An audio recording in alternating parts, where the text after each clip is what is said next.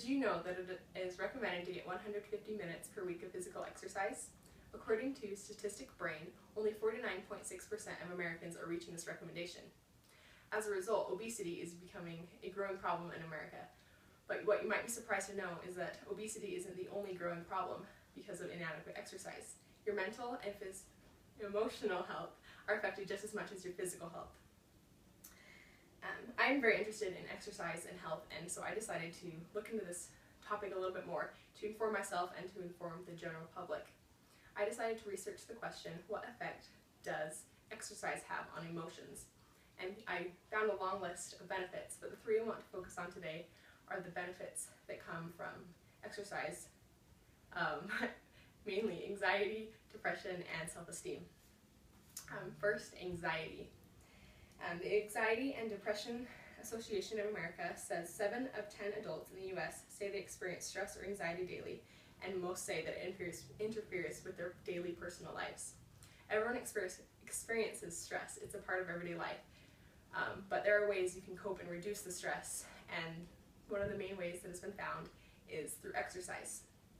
Again, according to the Anxiety and Depression Association of America, when stress affects the brain with its many nerve connections, the rest of the body feels the impact as well. So it stands to reason that if your body feels better, so does your mind. Exercise and other physical activity produce endorphins, chemicals in the brain, that act as natural painkillers, and also improve the ability to sleep, which in turn reduces stress.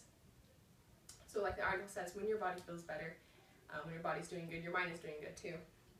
Stress is normal, but through exercise you can help reduce the stress and anxiety, and that will help improve your relationships and communication with others.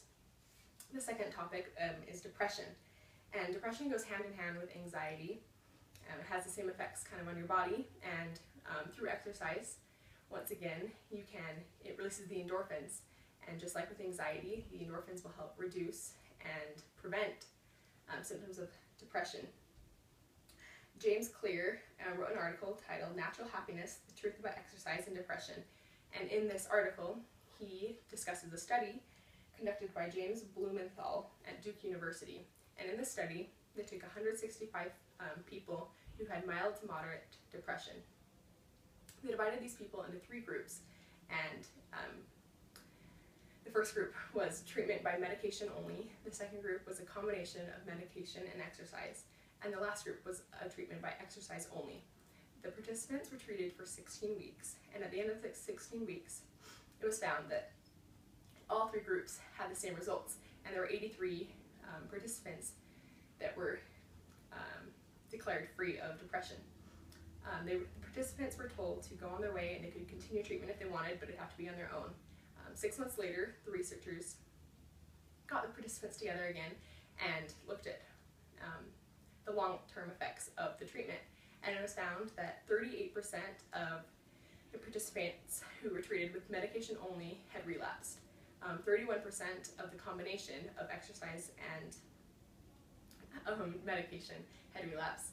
And only 8% of the treatment participants who treated with just exercise had relapsed.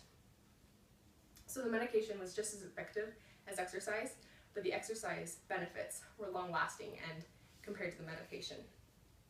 And they explained, this explanation for this was exercise confirms your new identity to yourself.